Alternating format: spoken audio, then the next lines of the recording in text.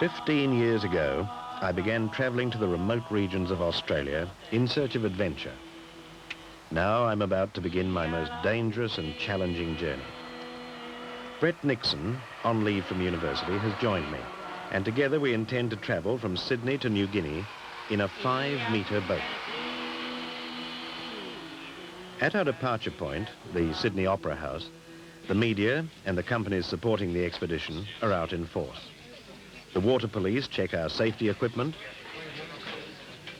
I say farewell to my family. And in the last hectic moments, a copy of my latest book is handed to Mr. McKellar, the Minister for Immigration. He's presented us with a letter of goodwill from Australia to the government and people of New Guinea. I've nurtured this idea for years, and now after months of preparation, it's all happening. This journey, possibly the longest ever undertaken in such a small boat, has captured the interest and the imagination of Australians. The Royal Life Saving Society rescue boat and the New South Wales Water Police provide an escort out to the heads. And now we're on our own. It's almost impossible to comprehend that north of us lie thousands of nautical miles of ocean that we have to face in this boat. We've named her La Loki, after the river near Port Moresby, our destination several months from now. For the first few days, the weather is favourable. Then conditions get worse, with winds gusting up to 30 knots and battered by rain squalls from the south. We race for shelter at Nambucca Heads.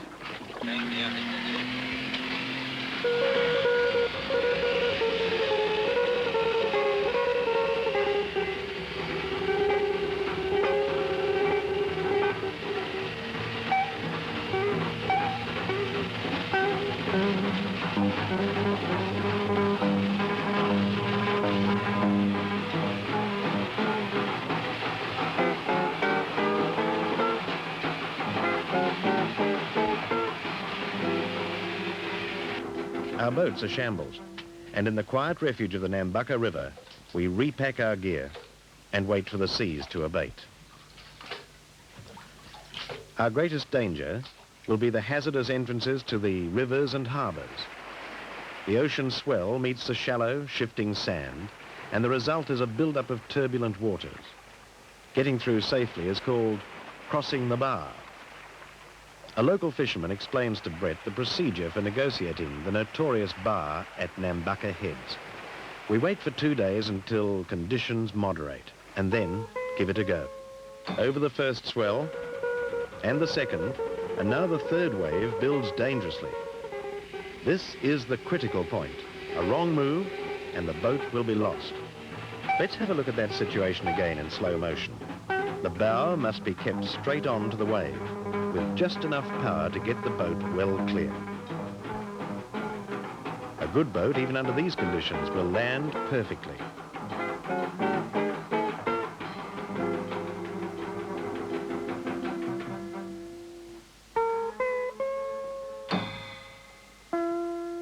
Accelerate, and you're out of danger.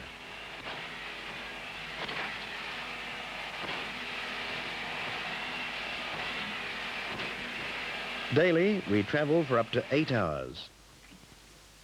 Our only break, if it's calm, is a meal on board. Well, at least a hot drink and a snack of nuts and dried fruit. A 12-volt water heater is our only cooking appliance. With so much fuel on board, a stove of any kind would be too dangerous.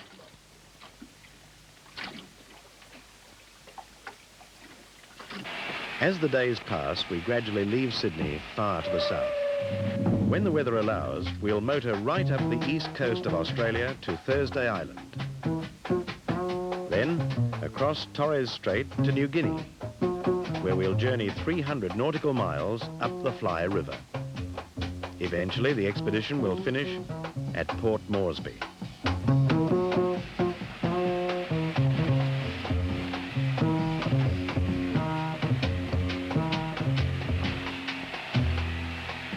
Coffs Harbour, the big fishing port, is our next stop. We refuel and move on.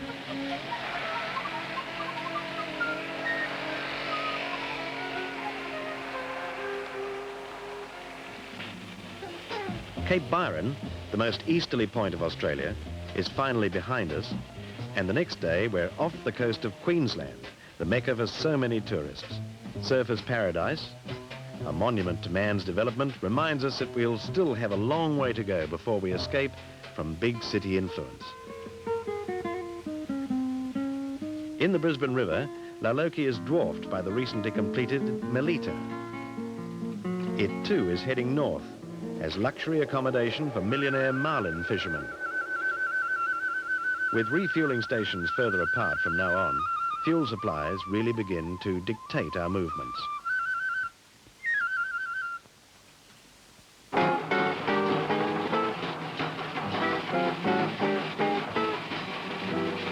After 8 days travelling, we're off Cairns. The weather is still unsettled, but warmer, and a new pair of shorts is required.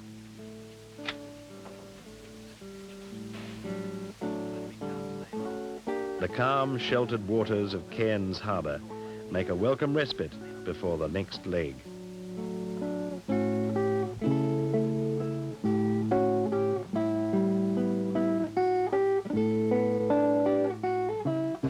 Windy, squally conditions continue to plague us, and we put in a rough, slow and tiring 4 days attempting to reach Cooktown.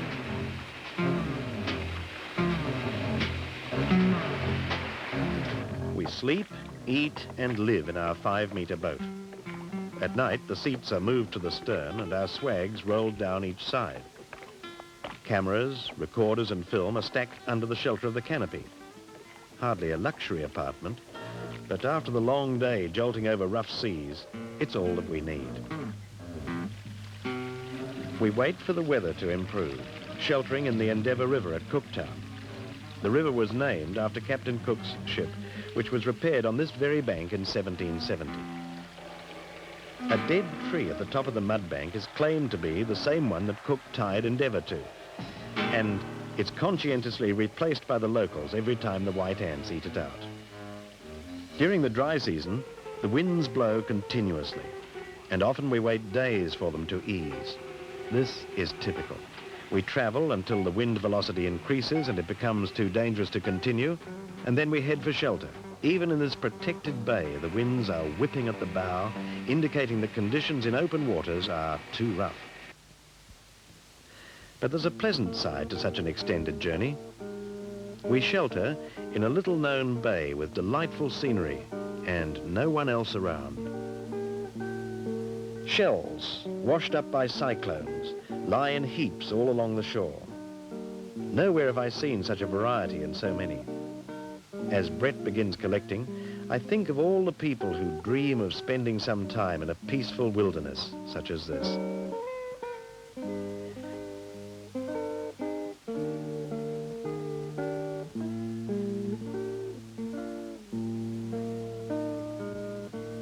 We decide to stay until the weather clears and prepare to winch Lauloki clear of the water on the rising tide.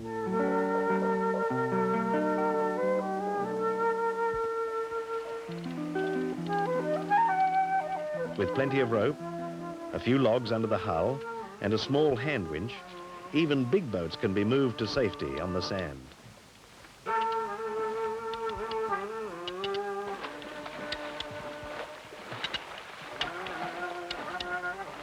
To get the boat back into the water, you reverse the procedure at low tide.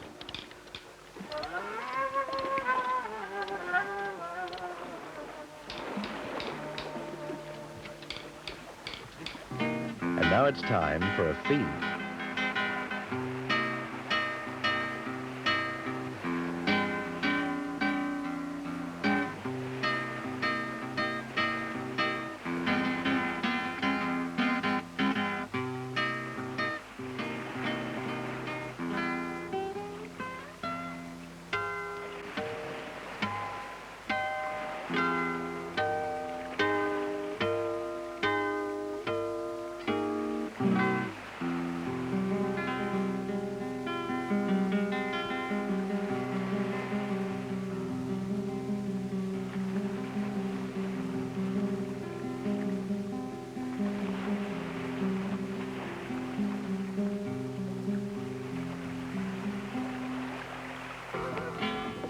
While checking the charts, I notice an island well out to sea to the northeast.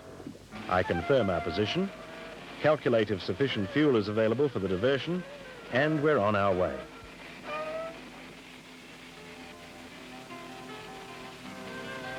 It's supposed to be the dry season, but the stormy weather follows us north.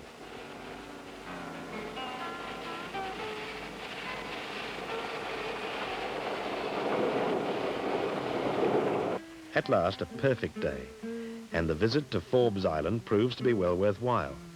A magic place. Few people land on this island, surrounded by dangerous reefs and so far from the main shipping channel. Brett, with years of experience in the bush, has no trouble replenishing our food supply.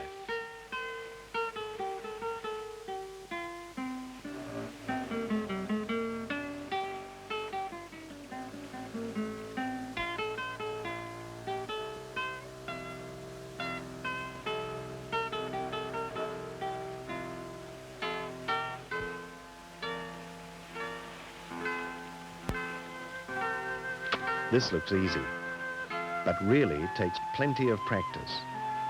I was shown this technique as a boy while living on the island of Nauru in the Central Pacific.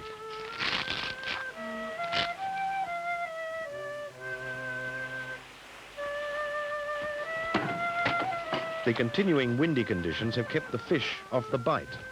So with Brett landing this nice mackerel, we hope our luck will change.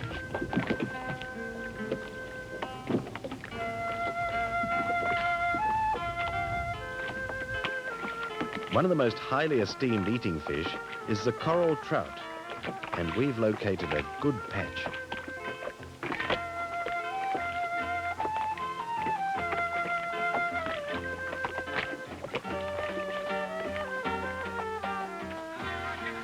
The fishing has been so poor that Roger, a professional fisherman working out from Cooktown, is only too happy to accept our extra fish. Roger and his offsider will spend weeks fishing until the freezer is full of fillets. As Roger says, I've worked all over the world, and this is the best life I know. I love fishing, and this way I get paid to do it.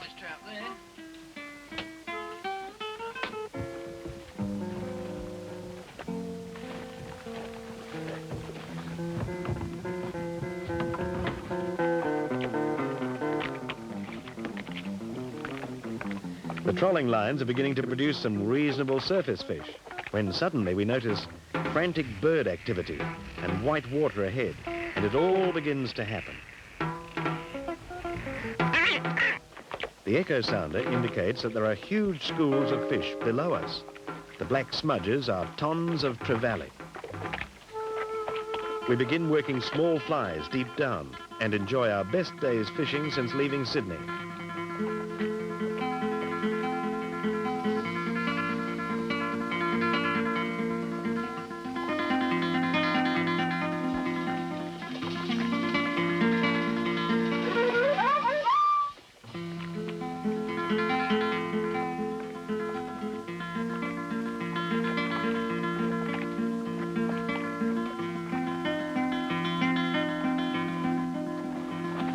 Brett has never fished in salt water before, and he revels in the sport.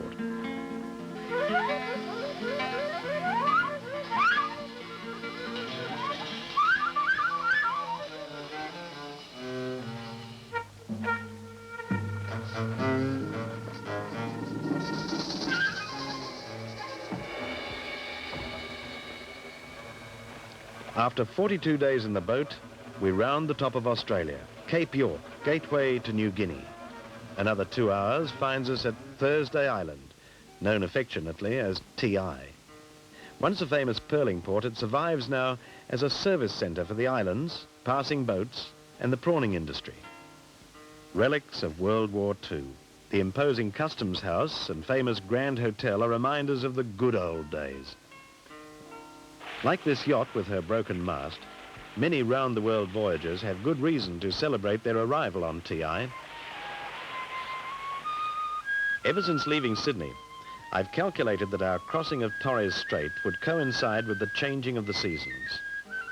As expected, the doldrums arrive, the wind vanishes, and TI prepares for the onslaught of the cyclone season. And we immediately head for Yam Island, halfway across the strait. A peaceful, orderly settlement is still very much a part of Australia.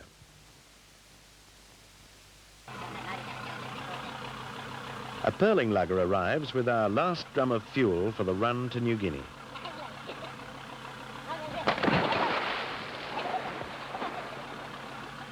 It's relatively easy to get the drum ashore.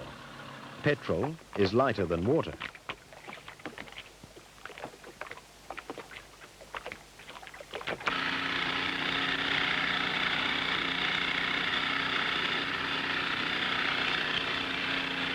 Every one of our fuel dumps had to be arranged before we left Sydney. A barge had dropped fuel for us at selected spots along the North Queensland coast, and without this careful planning for an adequate fuel supply, this journey would have been impossible. Now we're regularly carrying up to 800 litres. A large centre tank holds 200 litres, and another 600 is stored under the floor and in the cruise tanks. The barrier reef runs from southern Queensland right up to the coast of New Guinea. No matter how many times I dive on the reef, the magnificence of the coral and the fish overwhelms me. And this is how I always remember it: the variety of the coral shapes, the vibrant colours, and the countless fish. This area is just a few square metres. The total length of the reef is over 2,000 kilometres. It's one of the world's great natural wonders and must be preserved for future generations to enjoy.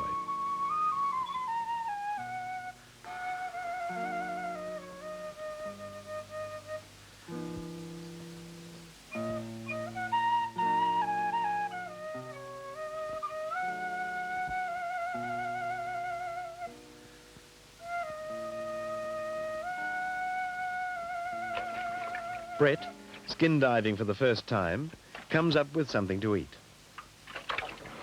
Throughout Torres Strait, tens of thousands of these crayfish are taken by divers every year, and it's become an important industry. However, it's necessary for divers to spear the crayfish on the sea bottom. This species will not crawl into traps. And it's the end of a perfect day. A tiny island, the warm evening sun, and great food. Fresh mangoes and crayfish. These are the moments that make these trips so memorable.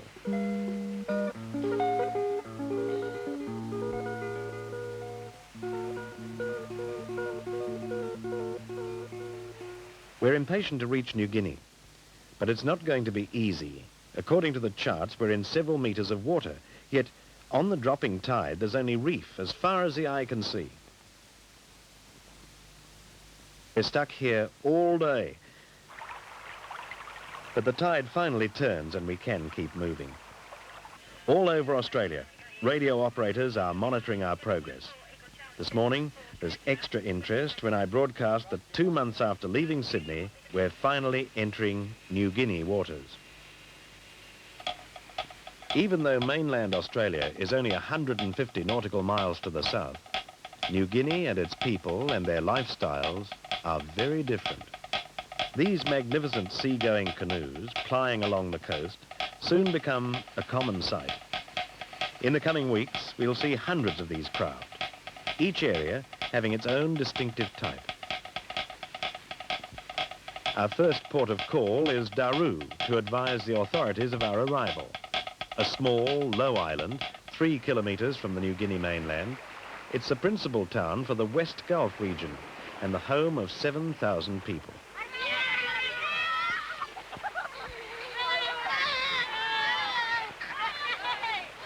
The large two-masted outrigger canoes are unique to this area. I'm told their design was adapted from the Portuguese vessels that sailed these seas centuries ago. Every family owns a canoe. It's the only means of transport, and the children are taught the fundamentals of sailing at an early age.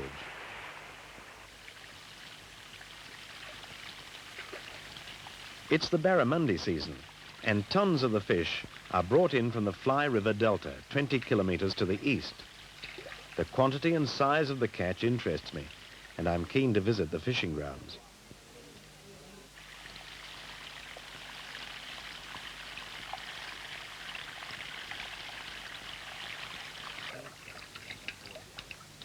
The canoe people arrive from mainland villages, staying for a few days to socialise, trade and purchase supplies.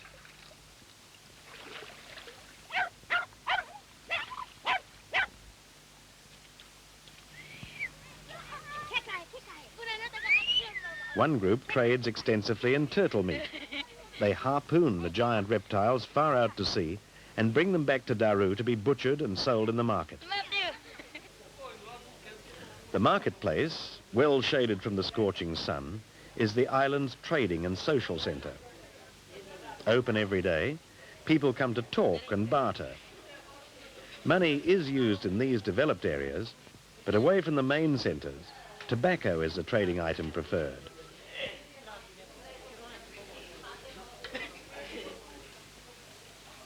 Restocked with fuel and fresh food, we travel west. We're heading for the Indonesian border, so we identify ourselves with our Australian flag. The border is difficult to locate. A simple aluminium cairn erected by an Australian survey team is the only marker. West Irian is over there, through the mangroves. The Bensback River flows out to sea at the border, and we motor up this waterway to see the Rusa deer roaming free. Introduced by the Dutch in 1913, they're gradually spreading across the Niugini swamplands. No other region in New Guinea offers a traveller a chance to view so many species of wildlife so closely. Tourists now visit this area, flying to a lodge further up the river where they can hire a native guide.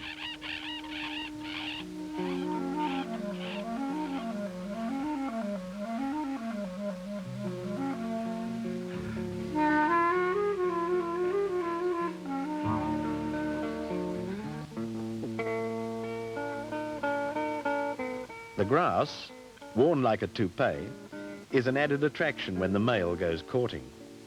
The deer are a valuable resource for this newly independent nation, and the government is initiating plans to farm the herds of thousands now running wild.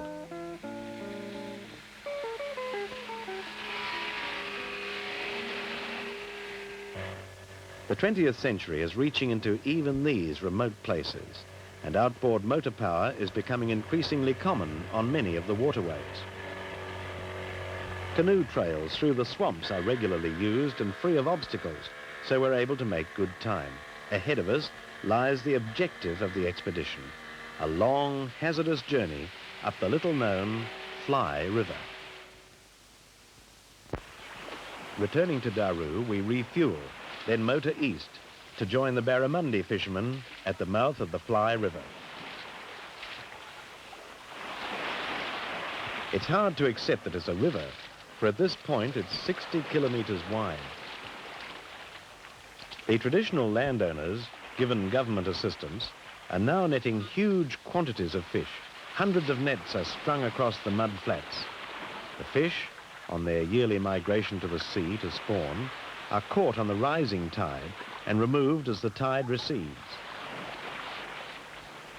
No one except the owner of each area is allowed to set nets, and these are jealously guarded. The Fly River Delta is reputed to be one of the most prolific areas in the world for these magnificent tablefish. With the aid of the currents and the wind, the barramundi, stored in the bottom of the dugout canoes, are immediately shipped to the freezers on Daru.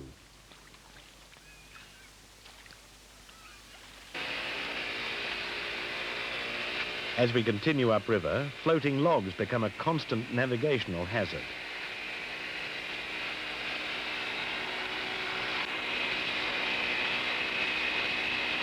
Small tribal groups spend much of their time camped in the mangroves along the banks.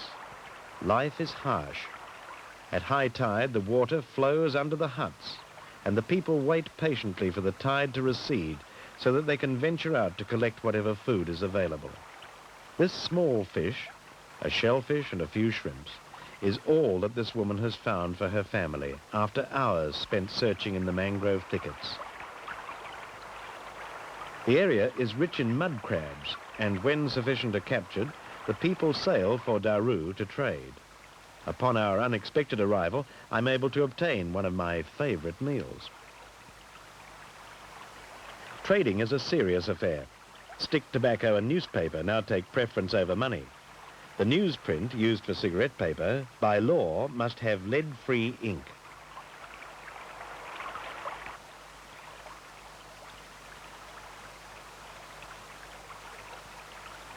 I've been told that the Fly River is monotonous, depressing, disease-ridden, and unfit for Europeans. But to me, it's a fascinating region of ever-changing interest. Here's a man pushing his tiny craft against a formidable current as he heads upstream with coconuts to trade. To us, his progress seems unbearably slow. But these people are contented with their leisurely pace and have no desire to live any other way. As a complete contrast to the previous dugout, we come upon the largest canoe ever made in this region. 17 meters long, it's taken 3 months to shape. Another canoe of similar size is to be made. The two will be fixed together as a barge and powered by a diesel motor for moving timber to a sawmill, a village cooperative.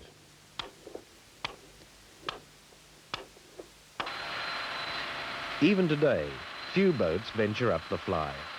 The motor vessel River Fly is government-owned, transporting supplies to settlements deep in the interior. We rendezvous with Derek Wolfe, the skipper. Derek is carting our fuel 300 kilometers up the river. We arrange our fuel dump, have a yarn, and we're on our way again, traveling deeper into the swamps. On either side, the jungle forms an impenetrable barrier along the water's edge.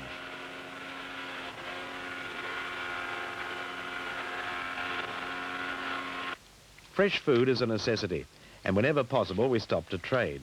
We can't understand one another, but the locals have fresh pineapples, coconuts and bananas, and we have the tobacco they prize. A fair deal is arrived at, and everyone is happy.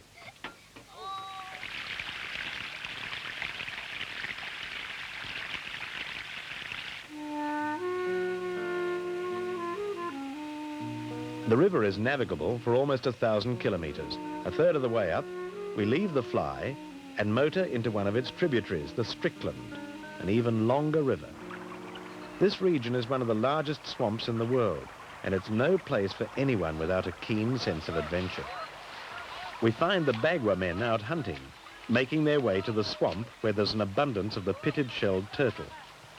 It takes hours to clear the accumulated flotsam, jammed together by the previous season's rains. Crocodiles are common, but nobody is in the least perturbed by their presence.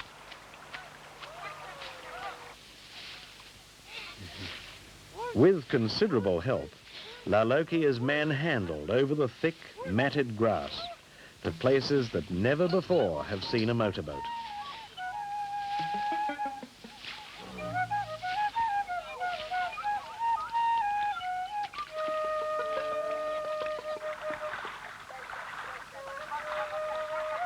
Eventually, the marshes are so thick that we leave Laloki to continue by canoe.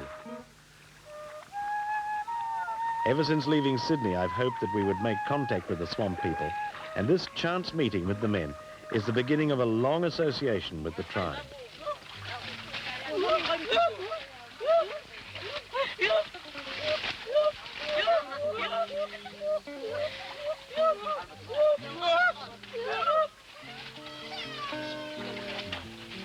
After many hours, we reach our destination and the hunt begins. As the paddles are jabbed into the water, the turtles release some air in panic. When the bubbles are spotted, the hunter dives and must grab the turtle before it can bite him.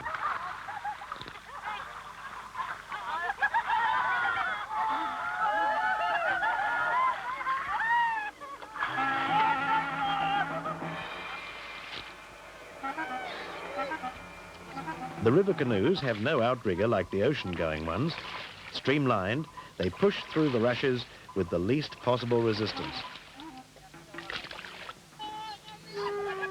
It's tiring work, but the men are pleased. They have food for many days. And we're invited to join the hunters at their jungle camp, and the two guides are sent ahead with us to show us the way. Well, they're exhausted after their strenuous toil of the turtle hunt. The Bagwa people are spending the dry season away from their main village, and even now the old folk are still arriving, knowing that there will be a plentiful supply of food. This communal hut is only temporary and not nearly as substantial as their established village houses.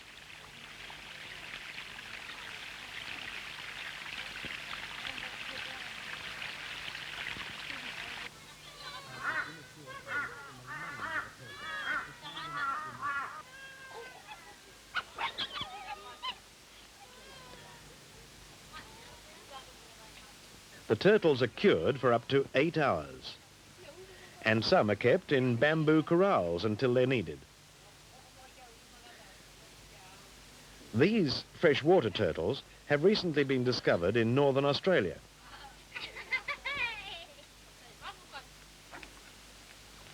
The Niugini wild dog, similar to the Australian dingo, has been domesticated and kept in packs to hunt wallaby and pigs.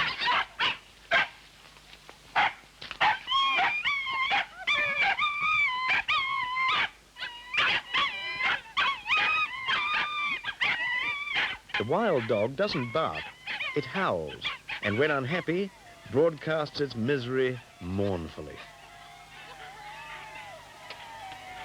Crossbreeding with European dogs is resulting in some colourful combinations.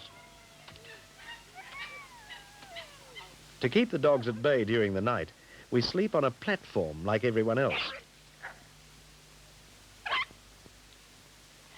A fire is kept smoking below to deter mosquitoes, although we're the only ones who possess mosquito nets for double protection. Upon leaving, it's imperative to drop the front door. This stops the dogs climbing up and stealing the food.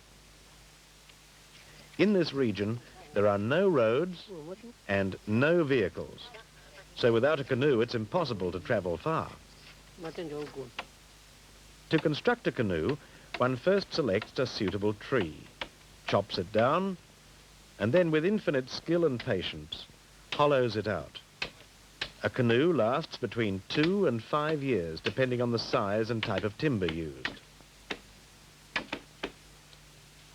When this one is ready for a test run, Bogilla, the owner, asks his relatives to help him slide it through the jungle to the river.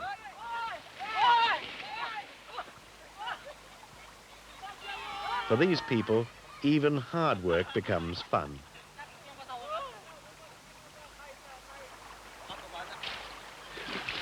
Bogilla's new canoe floats perfectly. If it hadn't been satisfactory, he would literally have used it for firewood and started all over again. It's vital to maintain balance in a canoe, and children learn at an early age to drink this way.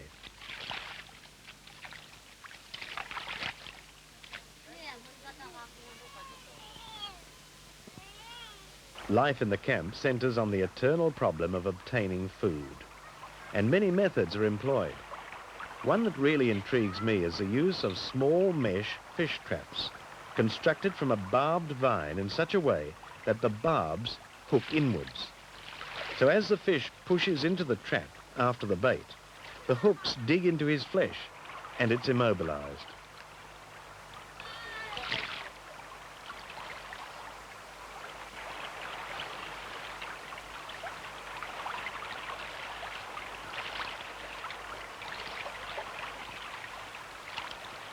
Large numbers of these traps are often kept set in the rivers and swamps.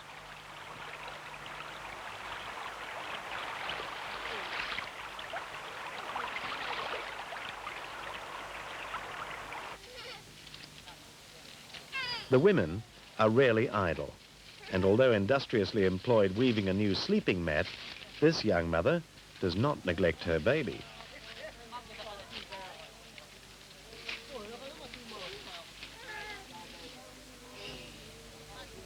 A sago bag is a woman's most important utensil.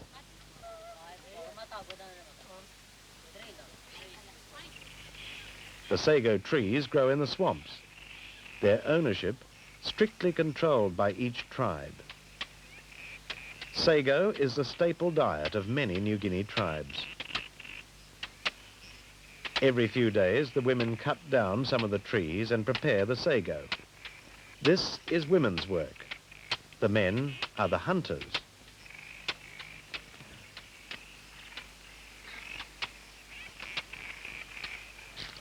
Water is always available just below the jungle floor. The white fluid running out is the sago. Hour after hour, the process is repeated until enough fluid is collected in the trough to yield a good supply of the glutinous sago. The washed out pith is discarded. When the water is drained off, the sago, packed into tightly woven bags, is carried back to camp. Where the large branches leave the trunk of the sago tree, the pith is soft and pulpy, tasting like moistened rice. It's eaten regularly when sago is being prepared. Nearby, the men are excitedly toppling a decaying sago tree, and I soon discover why there's so much activity. Living in the rotting fibres are the local delicacy: large beetles and juicy grubs.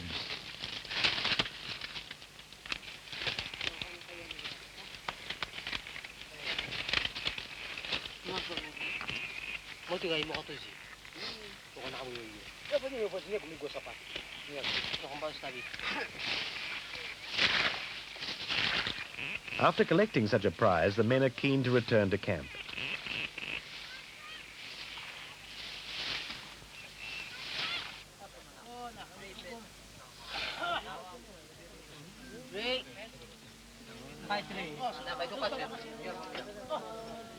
Cooking in the coals is a small wallaby that the dogs have brought down.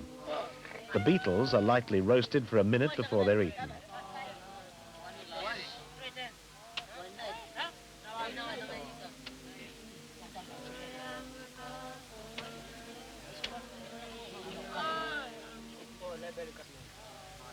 The beetles are palatable, although I find the grubs more tasty, with a flavour like sweet almonds.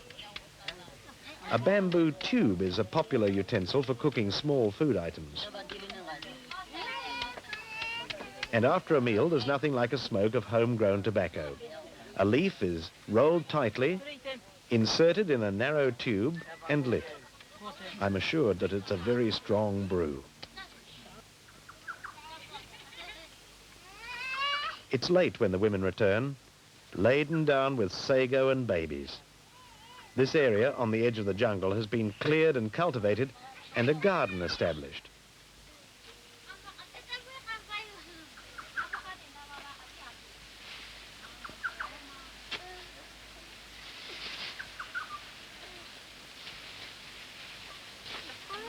These bags of sago weigh around 50 kilos. Add the weight of the growing infant, and you can see why the women have such well-developed neck muscles. Sago will last in storage for months, although usually it's eaten within a week. There are several ways of cooking sago. Lumps placed in the coals, wrapped in leaves, or as a paste wrapped around meat or fish. Powdered, it's heated in lengths of bamboo.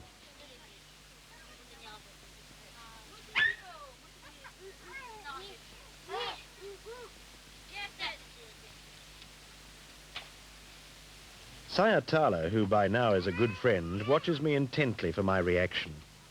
It's sweeter than flour, and I much prefer it.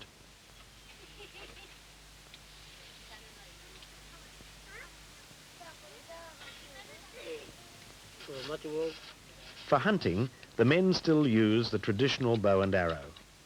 The bow is shaped from split bamboo, and the string is a sliver of the same wood.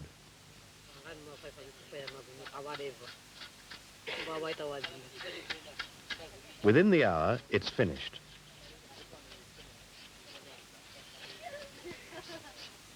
Bamboo arrows are straightened over a fire. A resinous red glue is squeezed from bark.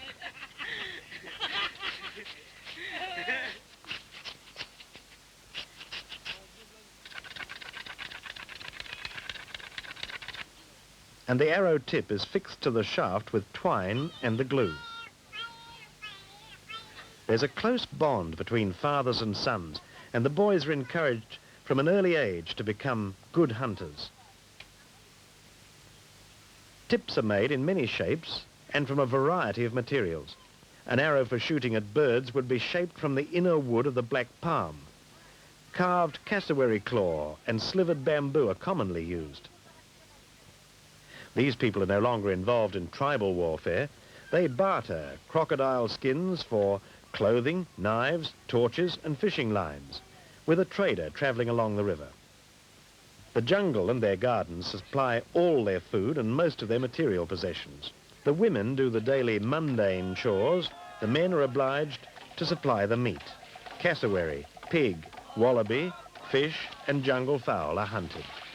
Brett and I are now totally involved with the daily activities. Today we go out after the cassowary, the huge flightless bird that lives deep in the jungle under the canopy of trees and vines and creepers.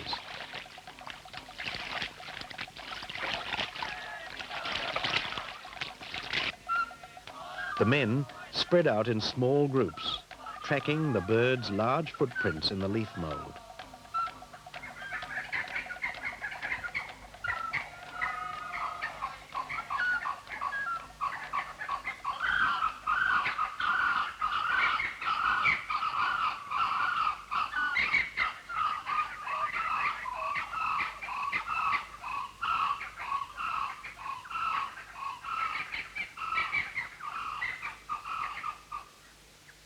The arrows have no quill and behave more like a small spear propelled by the powerful bow.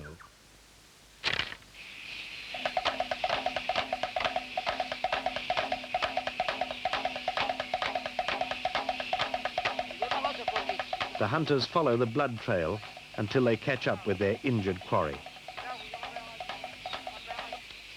Their first concern is whether the bird is fat. They're satisfied.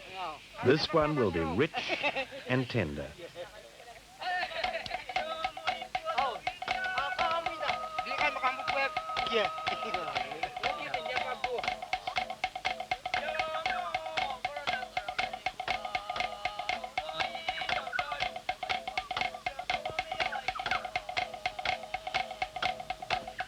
These birds can be exceptionally dangerous. The nail of the middle toe is elongated to a lethal knife. The helmet-like casque is used to push through the thick underbrush. Care is taken when preparing the meat. The feathers are plucked and singed and the carcass is boned out and the meat shared equally.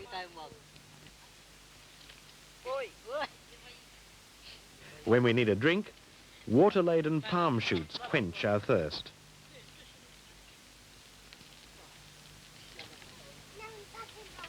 One of the elders offers to show me his fighting gear, the decorated bow and an exquisite bird of paradise headdress.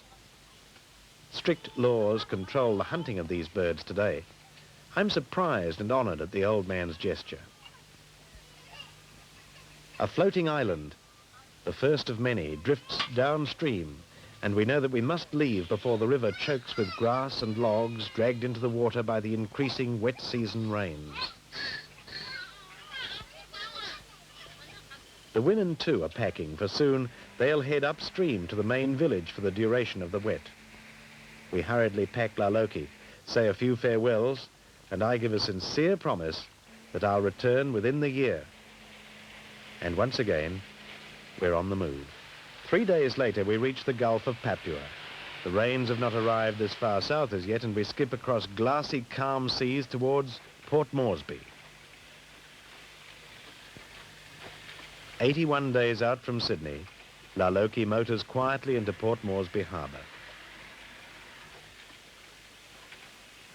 We drop anchor for the last time near the Royal Papua Yacht Club and begin packing up the gear for shipment back to Australia. The journey that so many people said would be impossible is over. The next day, it's a rush to the airport and we fly home. La Loki is left alone, rocking quietly at her moorings, waiting for her new owner.